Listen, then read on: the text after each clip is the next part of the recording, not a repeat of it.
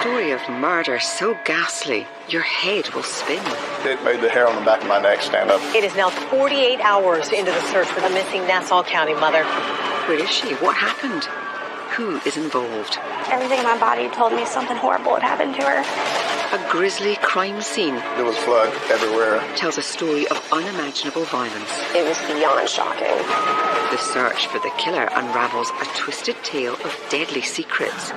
Every time you think you know the truth, you find out something else. Who is the killer? A co-worker? She was mysterious in every way imaginable. An ex-boyfriend? She described him as very violent. I didn't have nothing to do with it being missing. Or ex-husband? She's in the middle of a custody battle. Find out as we uncover the unbelievable truth full of lies, deadly secrets, twists, turns, and murder. It was just lies after lies and secrets after secrets. The tangled web was unraveling. Video surveillance shows a dark, shadowy figure walking to the dumpster with huge bags. We've been in the landfill searching for any body parts. It made me feel sick. A killer's stunning revelation. I've been working from the FBI for over 25 years. I can honestly tell you no one saw that coming. It really goes to show how far someone is willing to go to keep a secret. A secret to die for.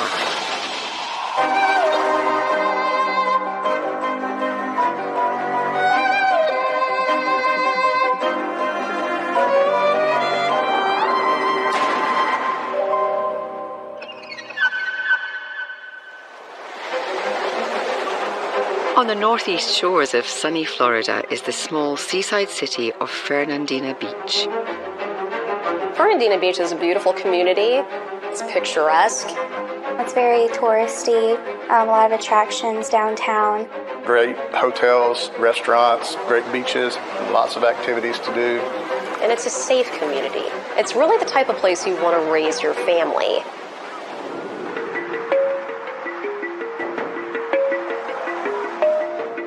Jennifer Siebert recently relocated to Fernandina Beach to be with her family.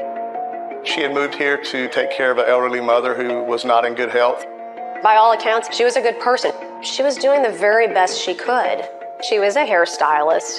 And she was looking for a job. Jennifer manages to attain a stylist position at Tangles, a busy hair salon located only a few minutes away from the beach. Tangles was bright and fun. When you walk in, you just got a big greeting from everybody that was there. It was just a very inviting, welcoming place. When Jennifer first went to work at Tangles, she was well liked by her coworkers. She comes across as someone who's very happy and helpful. She was willing to do extra chores around the shop and help out. Which is a relief to 34-year-old Jolene Cummings, the salon's top stylist. Jolene had a lot of clientele. She's very well known. She's been there approximately 6 years. And she just absolutely loved it. She was my best friend. When we were younger, we would sit in front of the mirror for hours just doing our hair. It was crazy. I'd be done and she'd still be doing their hair. She was determined. And she always wanted to be the best. No matter what she was doing, she wanted to be the best. She has 3 children. She's working constantly to help provide for the kids. So when Jennifer started at the hair salon, Jolene was relieved. Because Jolene was working so much, this new person came in and gave her a break. Jolene was so impressed with her and liked her so much and thought she did such a good job of doing extra things. She actually asked the owner, said, I don't know what you're paying her, but you should pay her a little more.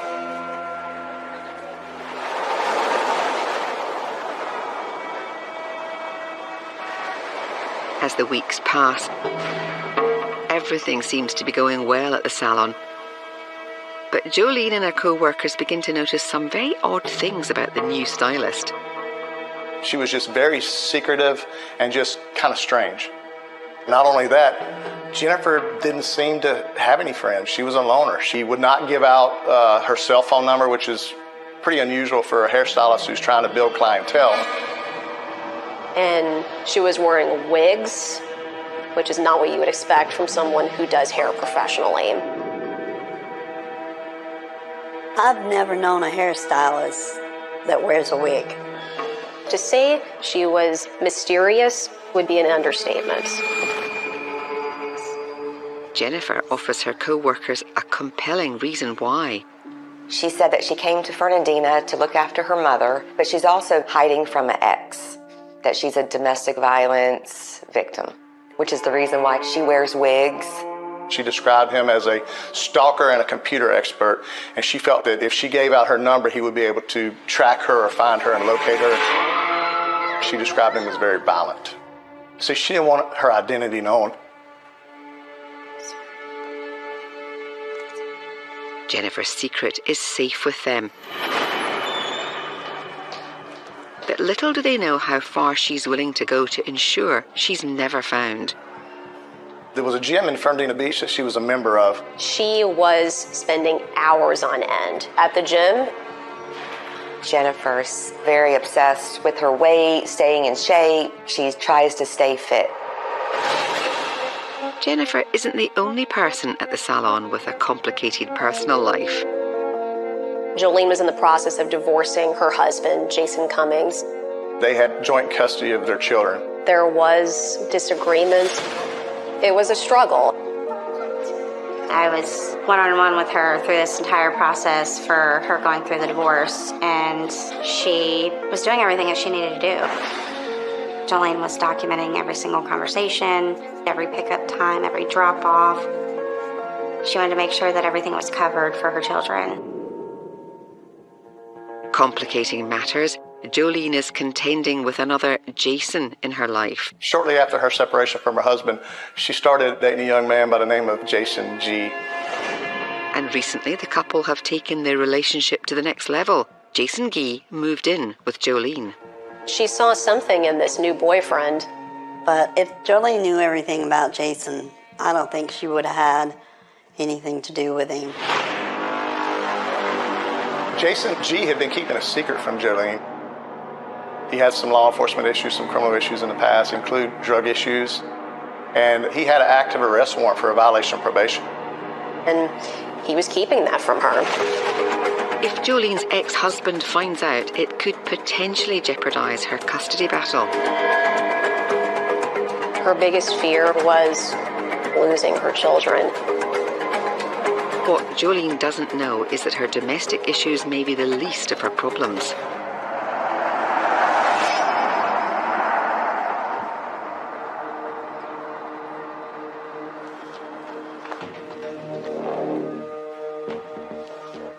Jolene told me that this girl at her work was aggravating her. Several weeks after Jennifer went to work at the salon, there was an incident where Jolene was just absolutely slammed. She had a full clientele. There was a lot of stuff going on, and she was hoping that Jennifer would help. Can you help that customer? I'm busy. Jennifer just sat over in the corner playing on her phone and just refused to help Jolene. It was not normal for her to do that. There was another incident where Jolene had a client and she was in the middle of styling her hair. It was very busy in the shop, and another customer came in to buy a gift card. Hey, customers at the cash. They want a gift card. No, get closer. There was a lot of tension between Jolene and Jennifer. Jolene can't figure out why the relationship is deteriorating. But there are deadly secrets hiding just below the surface. Who is this person? It just seemed like everybody was protecting some kind of secret and some kind of lie.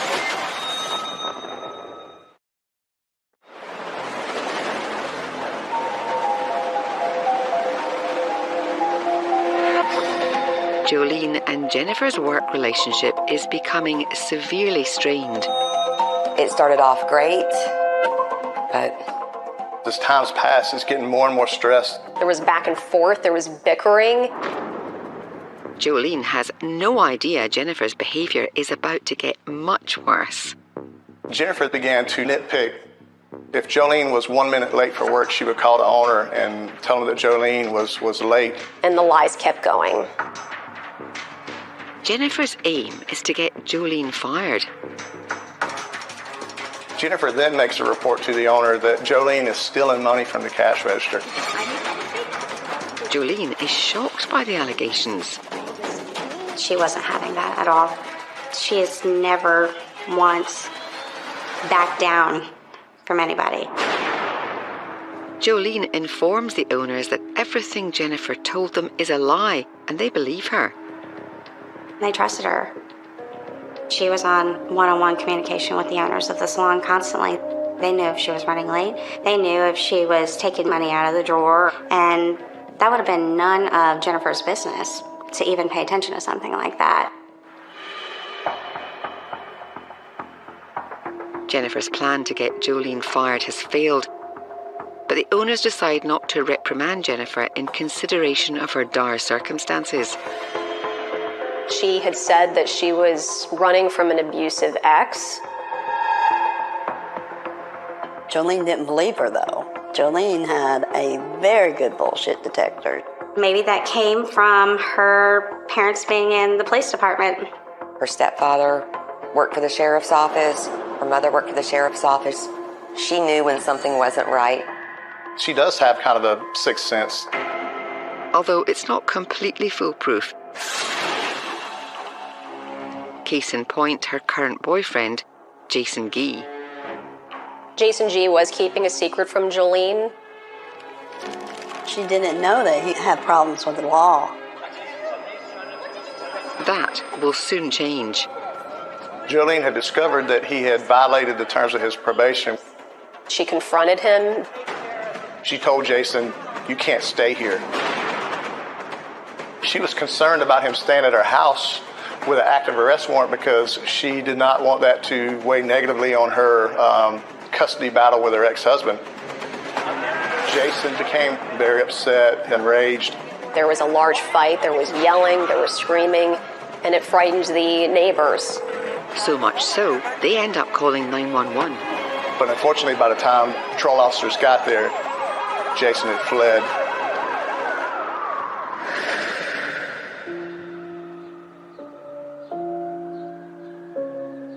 Jolene is severely shaken by the incident, and she worries what her fugitive ex-boyfriend might be capable of. I worried about her, you know. She was living out there in the sticks by herself. The next day at work, Jolene tries her best to carry on as if nothing happened. But she's clearly shaken by this. Her concern is how this could affect her life. Particularly if her ex-husband, Jason Cummings, hears about the incident. Keeping her children was her number one priority. She naturally wanted to confide in someone she trusted, and that was a co-worker.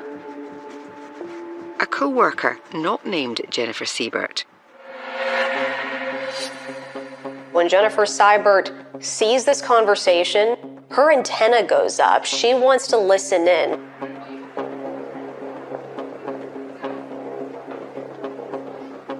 Jennifer is kind of walking towards trying to eavesdrop. So Jolene asked her colleague to step towards the back of the salon so that she can talk to her privately. And as she does so, Jennifer continues to follow and try to listen on the conversation. Excuse me?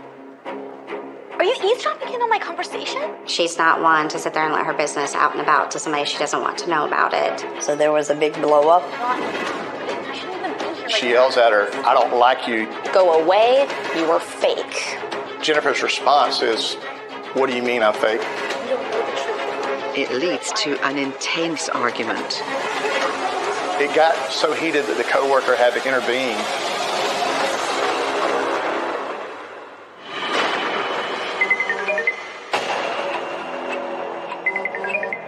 Unfortunately for Jolene, her issues at work are the least of her problems. Word that the police were called to her home over her domestic disturbance with Jason Gee has reached her ex-husband. Jolene told me about the ex-husband wanting to come and take the kids from her and threatening to do so. She was very concerned. And as a mother, Jolene was not going to have that. The pressure is building on Jolene Cummings' world. She was willing to do anything for her children.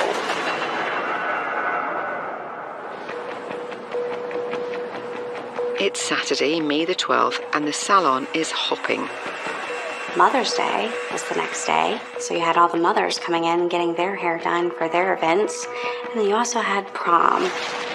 So that was a very big money day for Jolene. And for the owners, it's all hands on deck, which means Jennifer Siebert is also helping out. The first time I met Jennifer was when I went in there that day. Are you excited for prom? I had decided to get my hair done by Jolene for my senior prom. Jolene mentioned that she's looking forward to the next day. Not only was it Mother's Day, but it was also her birthday. Jolene loved to celebrate her birthday. There were big plans for the family to be together that weekend. Including Jolene's mother, Anne, and her 3 kids.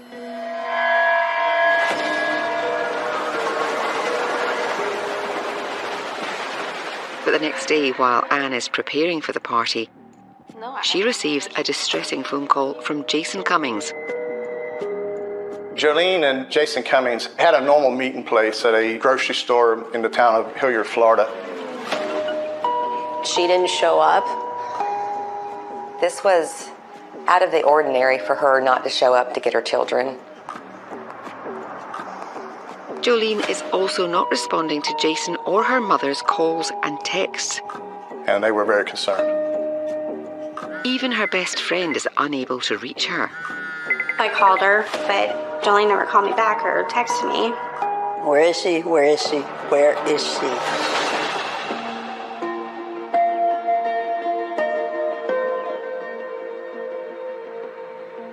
When Jolene doesn't turn up for work on Monday morning, Anne uses her connections in law enforcement to ask for help.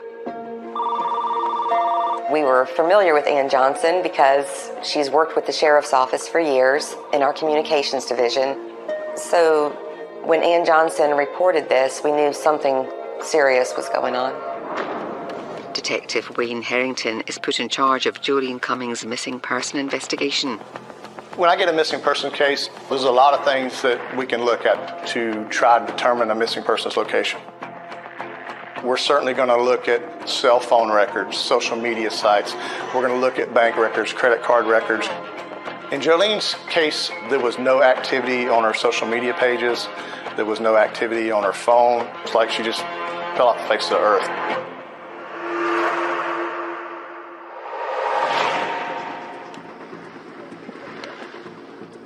Harrington knows it's still early days and is hopeful Jolene will eventually show up. In the meantime, police need to ascertain Jolene's last known whereabouts. Our initial investigation determined that the last time that anybody had seen Jolene was at approximately 5 p.m. on Saturday, May 12th, when she was working at Tango's Hair Salon. I contacted the owner of Tango's Salon and determined that the only 2 people that had worked on that Saturday the 12th was Jolene and co-worker Jennifer Seibert. Let's find Jennifer Seibert. Let's talk to her.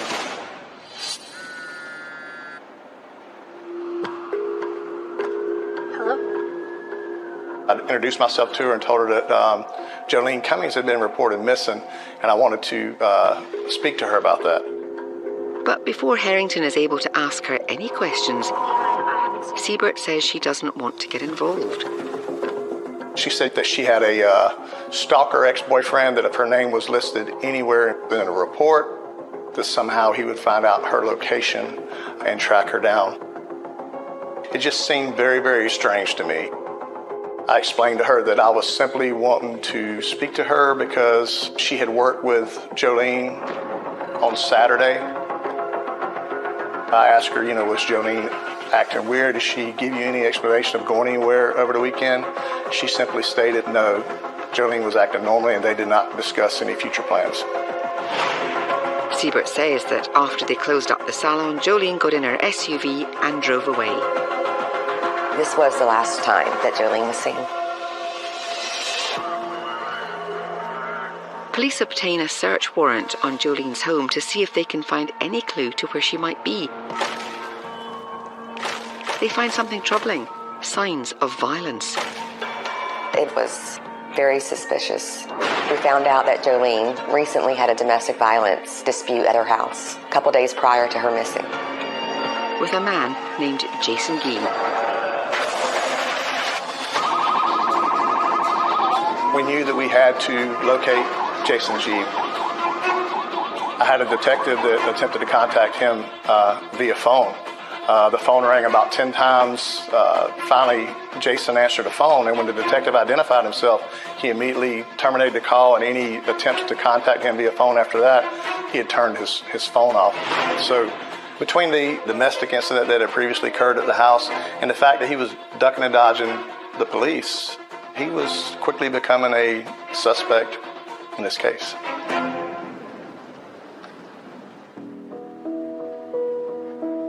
Police are still hopeful Jolene will eventually turn up. They look to her family members and friends to see if they can provide anything that will help find her. I had no clue. I was just started playing off all these, different scenarios. Maybe she just needed a break because of how much stress she'd been under. Jolene was in the middle of a custody battle with Jason. She did call me about putting an injunction of protection against him because he was threatening to take the kids. We were all trying to figure out, is her soon-to-be ex-husband a person of interest? I knew that this was somebody that I needed to talk to.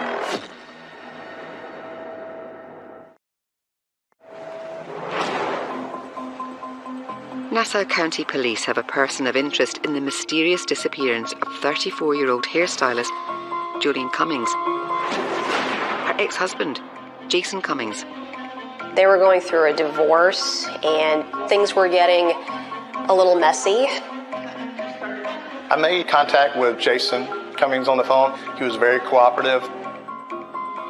He agreed to come and meet with me the next morning at the sheriff's office so that he could be interviewed. Obviously, you are a person of interest. Anytime that somebody goes missing, I understand that. He talked to me freely and openly.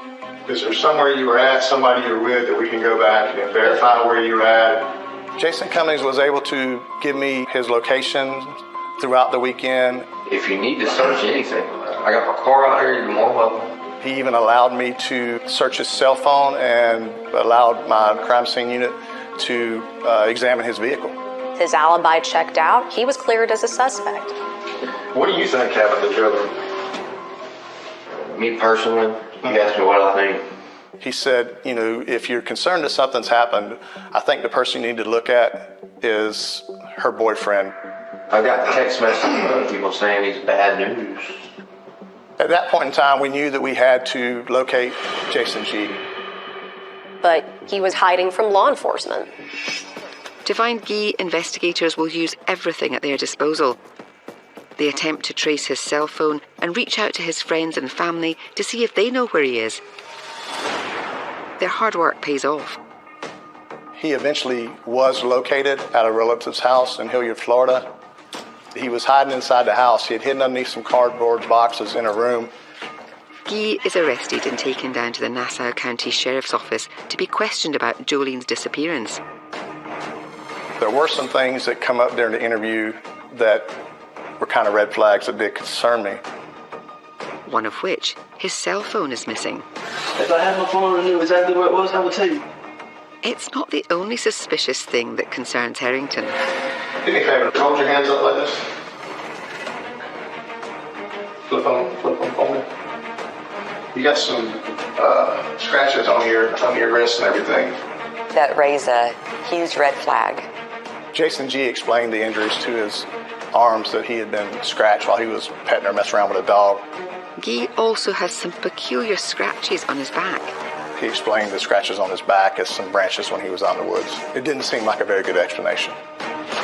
Investigators suspect Gee's injuries might be the handiwork of his missing ex-girlfriend. Jolene's a tough girl. She was a scrapper. But he denies he had anything to do with her disappearance. I love her. I didn't hurt her. I didn't have nothing to do with her being missing. None of that ever going to take her away from the babies. Those babies are her world. As much as things looked suspicious and bad for Jason Gee, he really did seem like he loved Jolene and like he was concerned that she was missing.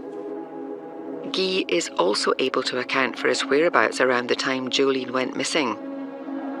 We checked the alibi, and he was basically eliminated as a suspect. After interviewing both Jason Cummings and Jason G., I still had no idea where Jolene was at. To help solve the mystery, the Nassau County Sheriff's Office decides to go public with the case. We created the flyers that had photographs of Jolene and also of Jolene's vehicle. And we distributed it to the local news media. It is now 48 hours into the search for Jolene Cummings, a missing Nassau County mother. Cummings was last seen leaving work at the Tangles Hair Salon on Saturday around 5 p.m. In 2018, I was a morning show reporter. It was a big story. They were asking for our help.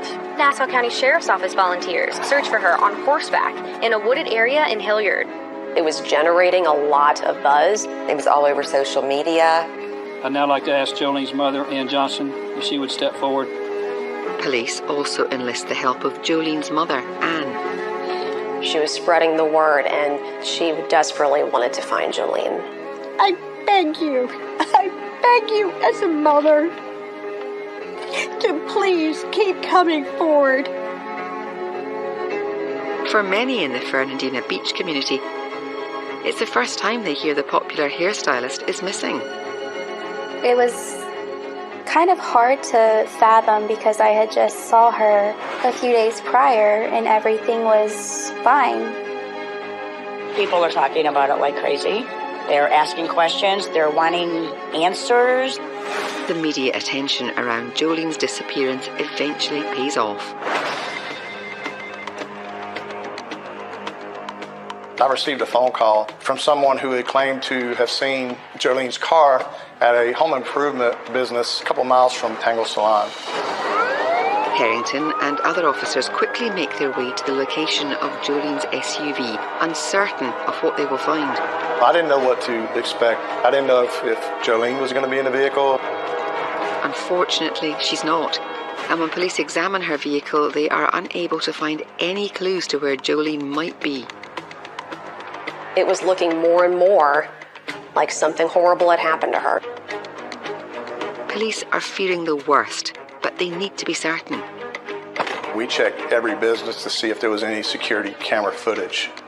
We were able to find a nearby bank that had some footage of when Jolene's vehicle was parked in the parking lot. And we want to know who was driving it. If Jolene is at the wheel, it might mean her disappearance is not the result of foul play. A figure exits the driver's side. It was pretty obvious to me that it was not Jolene. They're wondering, who is this person? Unfortunately, the bank surveillance video was not of good enough quality to identify that person, but I could see that the figure was walking towards a nearby gas station. We were able to pull the video surveillance from the gas station. And this time, police are able to clearly see who it is. It just made the hair on the back of my neck stand up. It was beyond shocking.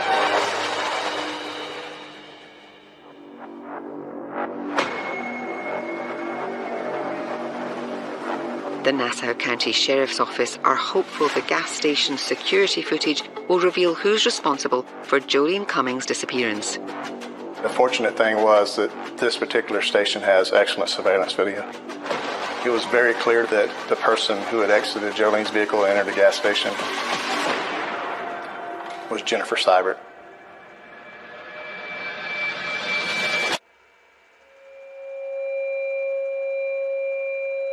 I can honestly tell you, no one saw that coming. Jennifer Seibert was wearing all black. Her hair was pulled back. In the video, you could see that she had scratch marks and injuries on her face. They suspect that Jolene could be the source of Jennifer's injuries. I knew that this was somebody that I had to locate. The problem was where to find her. I checked the address that was listed on Jennifer Seibert's application at Tangle's Hair Salon, and the address did not exist in Fernandina Beach, Florida. One of Jennifer's biggest secrets was now out. Jennifer was lying about living with her mother. She was secretly homeless.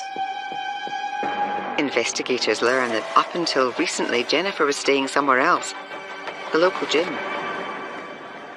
The truth is, she was not working out. She would go in and she would spend hours in the locker room facility to clean up and shower. After, she would actually lock herself into a bathroom stall. When staff members did their final rounds, they were unaware that there was someone secretly spending the night. But some of the workers found her in there. They had to ban her from being there because she was using the gym inappropriately. She had all kinds of little secrets that we were starting to learn about. And no one knows where she currently is, including the owners of the hair salon. All of a sudden, she quit. Jennifer told the owner, I have a family emergency and I need to take off out of town. Police believe they know the most likely reason why. Jennifer Siebert killed Jolene Cummings. I knew at that point that whatever happened to Jolene likely happened inside Tangle's hair salon. Nassau County Police bring in a forensic team to search the salon for any evidence of foul play. When we walk in, to the naked eye, things appeared pretty normal. But once you take a closer look, there was things, unless you were really close, you wouldn't even see them. Tiny red dots on the walls and countertop. When we analyzed those spots, it did come back positive for blood. To see if there may be more, they apply a special chemical compound on the floors of the salon. Luminol is a forensic tool that's used to detect blood at a crime scene. That entire salon lit up like a Christmas tree. There was blood everywhere. At that point, we knew something tragic had happened at that salon. And not only that, someone had attempted to clean up the blood. And later, we did find a mop in the back storeroom area of the salon that did test positive for blood. A subsequent DNA test proves that it belongs to Jolene Cummings. And considering the amount of blood found at the scene, detectives know it's unlikely she's still alive. Nobody could lose that much blood and survive. At that point in time, I said to myself, you're no longer working a missing persons investigation. This is now a homicide. I knew that I had to make contact with Ann Johnson and inform her that her daughter was dead. She was devastated. I'm sure it was probably the most horrible day of her life. News of Jolene Cummings' death shocks the community of Fernandina Beach. Breaking news out of Nassau County tonight as the sheriff's office believes that a missing Yulee mother, 34-year-old Jolene Cummings, is dead. No. I knew it before I knew it. I knew it on the inside of me. Everything in my body told me something horrible had happened to her. Sorry. There was a memorial in front of the Tangles hair salon. People were leaving flowers. They wanted answers just as much as the family did. Who killed Jolene? And where is her body? The grisly answer is soon revealed when the Nassau County Sheriff's Office reach out to a business located near the hair salon. There was one restaurant near Tangles with a camera in the alleyway behind the restaurant and behind the salon. Detectives view the security footage from the night Jolene disappeared and are disturbed by what they see. We watch Jennifer carrying out trash bags and throwing them in the dumpster. Considering the large traces of blood discovered inside the salon, investigators suspect they know what Jennifer is throwing out. I certainly think it's possible she dismembered Jolene in order to be able to dispose of her more easily. I believe that at least part of Jolene may have been in those trash bags. Unfortunately, the police don't have enough evidence to prove Jennifer killed Jolene. Shortly after the video was taken, a garbage truck showed up. We don't have a body, and to get a conviction on a homicide case without a body is extremely difficult. Investigators are able to locate the landfill site the dumpster's contents were taken to, and with the FBI's assistance, they begin the difficult search for Jolene Cummings' remains. We've been in the landfill searching for any body parts. We were standing on a pile of garbage looking down like we're on top of a mountain. It was literally like a needle in a haystack. While the search for Jolene's body continues, detectives attempt to track down her suspected killer, Jennifer Siebert. We knew that she was likely living out of her vehicle, so we searched areas where someone who was living out of a car may frequent a truck stop or a road rest area. I got in the car and I went 95 south trying to locate her. I went to a couple of rest areas. The first one, I didn't see her vehicle. I decided to turn around, and while I was pulling through, I saw her vehicle, and I thought, there she is. That's her. In the driver's seat, sound asleep. Knowing Jennifer is potentially dangerous, Detective Rose calls for backup. Once we got there, we approached with our guns drawn and we gave her orders to exit the vehicle with her hands in the air. Police are confident they now have Jolene's killer in custody. Little do they know that Jennifer Siebert will soon reveal a startling secret that will turn their entire investigation upside down. She was full of secrets and lies. Every time you think you know the truth, you find out something else.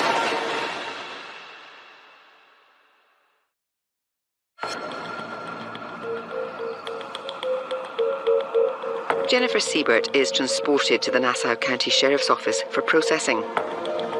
At this point, she was charged only with the theft of Jolene's vehicle.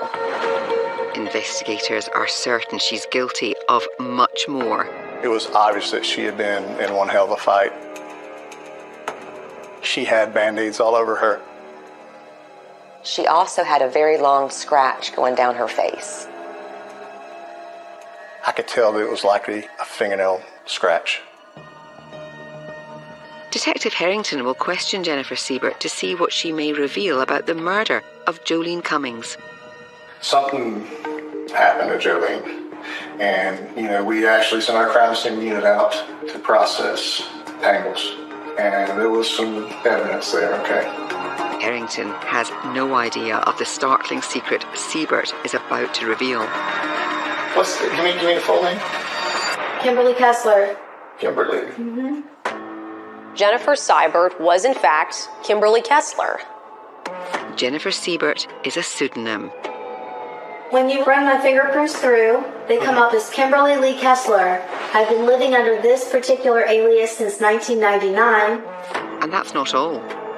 25 years, I mentioned I've been running from the FBI. They'll have a list of everything. Everything. She bragged that she had been on the run from the FBI for 25 years. Did I mention I'm wanted in Pennsylvania, Virginia, and Arizona? She had lived in about 14 states with about 17 different aliases, some of them that she had stolen from dead persons. The real Jennifer Siebert was a girl that had died in an auto accident, and she had stolen her name and identity off a gravestone. Kimberly always made herself out like she is smarter than anybody else. She was more than willing to sit and talk about herself all day long, but the minute that I approached her about Jolene, I think Jolene's dead, and I think you know where Jolene is. She quit talking to me. I'm going to find out where those little boys' mama is. I promise you I'm going to do that. You can help me do that, and you're the one that can make it happen right now. No, I cannot. Kimberly Kessler never admitted to anything in reference to Jolene's murder. Detectives uncovered Kimberly's disturbing criminal history that led to a life on the run. She viciously stabbed an ex-boyfriend, shot his pet, and threatened a woman with a handgun. It was obvious that she was a very violent person. I think what really started Kimberly Kessler down the path to murder Jolene was that day when Jolene confronts her and says, "You're fake. you're not who you say you are. Jolene went to the point of asking a coworker, I don't think Seibert is her real last name. I want to find out if she has a criminal record. That could have been the tipping point for Kimberly Kessler, that the jig may be up. Her cover was going to be blown. And that's when she decided she had to kill her. Armed with this information, authorities pieced together the tragic events the day Jolene was murdered. Kessler waited until after they closed the salon. I believe that she attacked Jolene with a pair of scissors. This had to be a surprise attack. I think she thought it was going to be easy, but Jolene didn't make it easy for her. Jolene was fighting for her life. She fought like hell.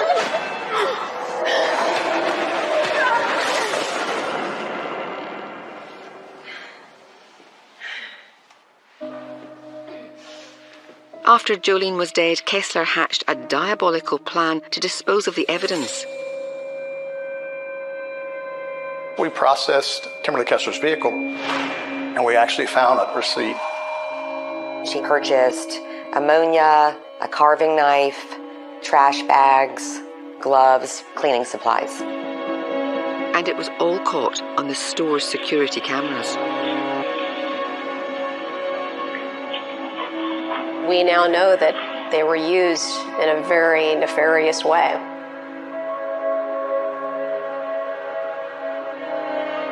The salon was closed on Sunday and Monday, so Kimberly had all the time she needed. What happened in that salon was horrific. She is truly a sick person. Despite their best efforts, police are unable to find Jolene Cummings' remains. But the evidence against Kimberly Kessler is insurmountable. In Kimberly Kessler's vehicle, we found a pair of scissors that we tested, and we did determine that it was Jolene's blood. We eventually did find a storage unit that she had in Fernandina Beach, and we obtained a search warrant for that storage unit. We found a lot of items that were very important to this case. All black clothing that was very consistent with the clothes that were shown in the gas station video. And we also found the black combat military style boots. In the storage unit, we found multiple cell phones. We got individual search warrants for each one of those phones, and the results were quite shocking. We discovered that days prior, she was looking up co-worker guilty of murder, no body, no crime. There were searches related to autopsy and how to dismember a body. To me, that's premeditated. This is not a crime where her and Jolene got in a fight at the salon and it got out of hand. This was something that, was planned. This was something where she intended to murder her. Kimberly Kessler is eventually convicted of first-degree murder and is sentenced to life in prison without any possibility of parole. To murder someone just to protect a secret, it's an awful reason to murder somebody. She could have very easily got in her car and drove away, and a week later, no one in Fernandina Beach would have knew she existed.